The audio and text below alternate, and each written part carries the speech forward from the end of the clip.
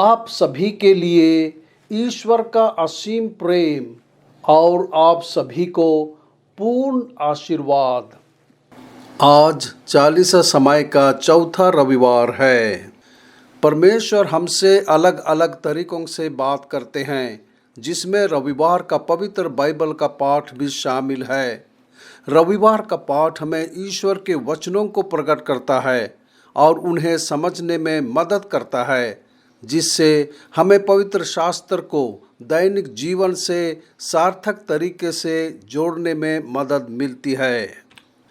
आज के पाठों का सारांश। पहला पाठ, प्रतिज्ञा किए हुए देश में इस्राएलियों ने पहला फसह मनाया।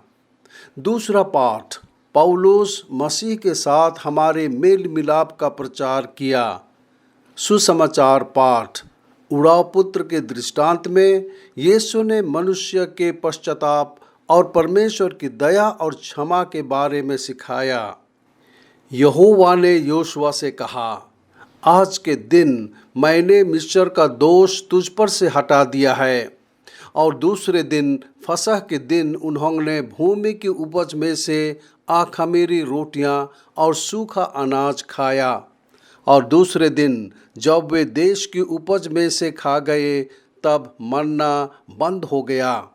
इस्राएल के लोगों को प्रतिज्ञा की हुई भूमि पर लाने के लिए परमेश्वर ने जो वादा किया था वह पूरा हुआ। परमेश्वर हमेशा इंसानों से किए गए वादे को पूरा करते हैं।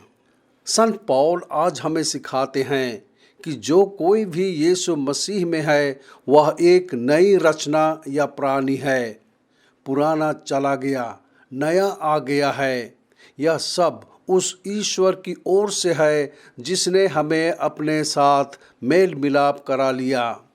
मसीह में परमेश्वर ने उनके विरुद्ध उनके अपराधों की गिनती ना करते हुए दुनिया को अपने साथ समेट लिया।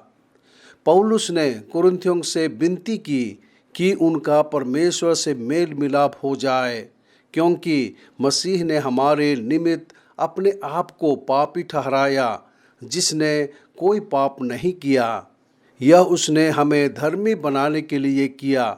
उसने पाप की सारी कीमत भी दुख और मृत्यु के द्वारा चुकाई। यह ईश्वर की ओर से प्रेम, दया और क्षमा था। आइए आज हम ईश्वर के साथ मेल मिलाप करें और अपने सभी पापों के लिए क्षमा मांगें। आज संत लूकस के सुसमाचार में यीशु हमें उड़ाव पुत्र की कहानी सुनाते हैं, जो अपने पिता से दूर चला गया और उसे प्राप्त सभी धन को बर्बाद कर दिया, लेकिन उसने पछताया और वापस आ गया। उसके पिता ने उसे वापस ले लिया। यह परमेश्वर की कहानी है, जो दयालु, कृपालु और क्षमाशील है। वह सभी पापियों पर अपनी दया और प्रेम दिखाता है। यीशु पापियों तक पहुंचता है, जबकि वे अभी भी पापी हैं।